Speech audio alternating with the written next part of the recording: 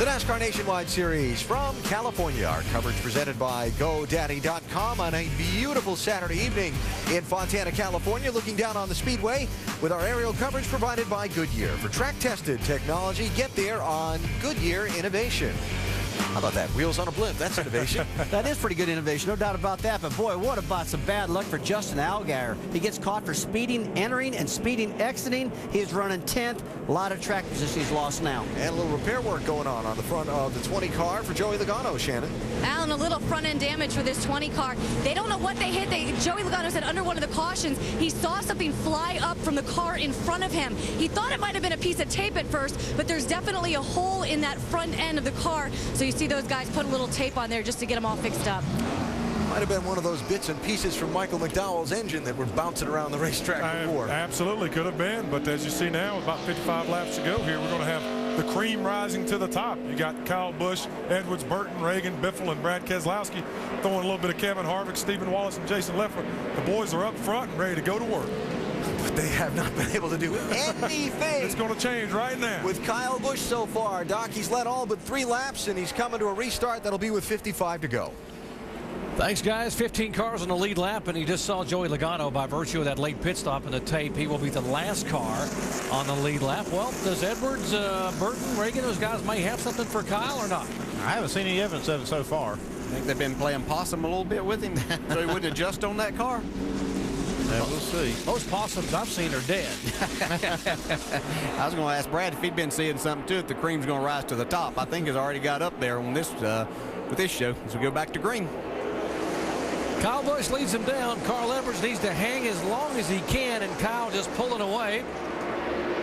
Jeff Burton trying to may see some bipartisan cooperation at the front of the field between Ford and Chevy just to try to hang with that Toyota. Yeah, they got to do something to try to catch Kyle Busch if they can work together here. And one thing that you can do here, I mean, if Jeff Burton looks to be a little faster, maybe Carl Edwards will let him take a shot at Kyle Busch. Brad Keselowski, we talked about his bad luck here. He's having a great run tonight. Don't want to jinx him. He's 5th right now. And in jeopardy of losing a spot there as Biffle moves in behind him. Oh, Doc. I believe you did. I believe you jinxed him. Stay high there. The 16 just flat wrecked him. Oh, that is just too bad for Brad Keselowski. I had to open my mouth, didn't I? Jason Leffler got a piece of that also. Got the right front and right side of his car. Right into him. See, these guys think that Greg Biffle was the one that got into Brad I'm sorry, Keselowski. but I don't know what to do any different than that, guys. There's a damage on the right front of Leffler's Toyota. He was being shown in the 6th position. Another one of the cars on the lead lap.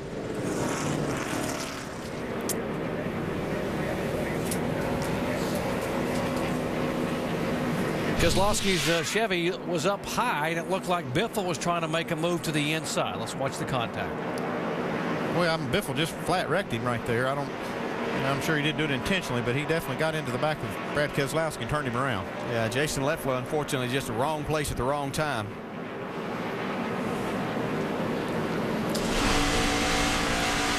This is what Brad Keselowski felt. 16's right with you there. Stay high there. The 16 just flat wrecked him. Dang, what are you after for, man? Do not to him.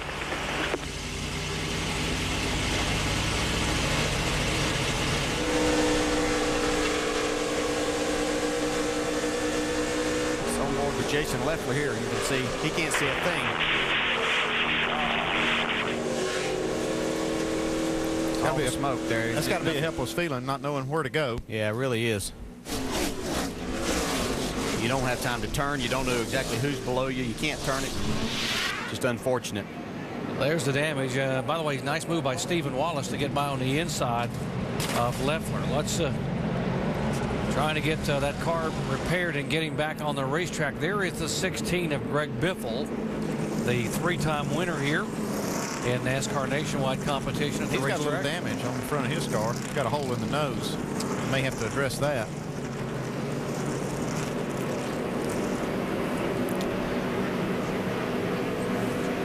Brad Keselowski had never finished better than 32nd at this racetrack in 5 previous visits.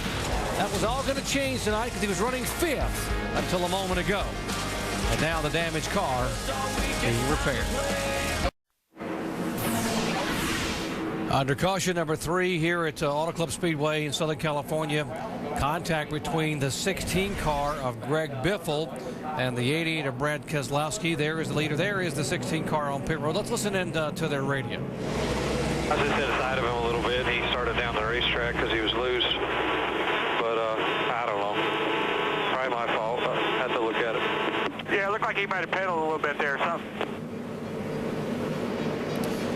You see that contact from right behind the 88. Now, we saw some penalties invoked last week at Daytona for contact involving the 38 of Leffler. Would this involve possibly a NASCAR penalty? Well, it's kind of a little bit different here, Doc, because these guys are just racing hard, and there didn't look like there was an intent there to wreck, try to wreck each other. I think they're just getting together and racing hard, and we're talking about a matter of inches. Jamie? Yeah, there's no NASCAR officials down here, so they're not looking at Greg Biffle as being at fault. But you see, he's still in his pit box. He's pulling out now. They filled it up with fuel, 4 tires, but he did have some right front damage, pulled out the fender and put some Barabond on there, guys. He's out.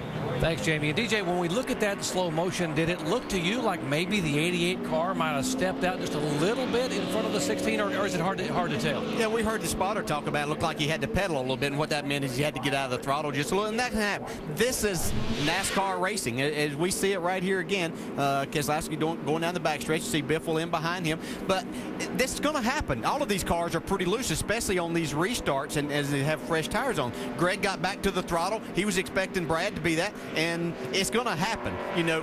Nothing intentional there on Greg's part. It's unfortunate, yes, but it's been a part of our sport for a long, long time. And again, for the fans wondering about penalties, the penalty NASCAR invoked last week at Daytona, we talked to the officials in the garage here this week. They said because they thought that was intentional. There was incidental contact, as you said, in part of racing all the time, and there was no intent involved. And that's, for those of you who know the 2 drivers involved there, we've got to believe that was just simply a racing accident. Yeah, and there's always going to be at a minimum of 2 different sides to every story, every one of those. But yeah, again, it's unfortunate for Brad Keselowski and Jason Leffler that it tore up their race cars. But again, it's always been a part of our sport. For you fans that have been watching here, the junior motorsports team, Brad Keselowski, by the way, back in 29th position now, showing 3 laps down after those repairs on the car, and he will go to the tail end of the longest line. They had a penalty for too many men over the wall while they're trying to make those repairs. Yeah, he did that, and we didn't see many guys on pit road here. They're still in a position they can't make it from this point. No, there's 50 laps to go, and it'd be a big time stretch to try to make 50 laps, so that's why you didn't see a lot of them come down.